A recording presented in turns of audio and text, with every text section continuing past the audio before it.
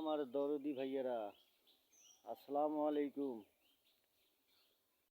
আজকে পবিত্র শুক্রবার দিন আপনারা কি নামাজে গেছিলেন? এইমাত্র শুক্রবারের নামাজ পড়ে আসলাম।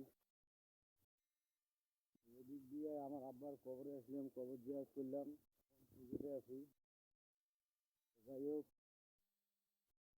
আব্বা আম্মা যাদের মারা গেছে, যেমন আমার আব্বা মারা গেছে, আমার আব্বার জন্য দোয়া করবেন, আমি দোয়া করি। আল্লাহ আব্বা আম্মার জন্য পবিত্র শুক্রবারের দিন নামাজ কালাম পড়েছে, পিতামাতার জন্য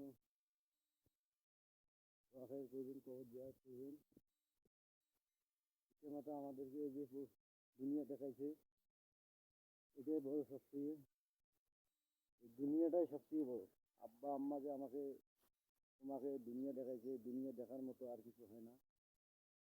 ইনশাআল্লাহ এ পর্যন্ত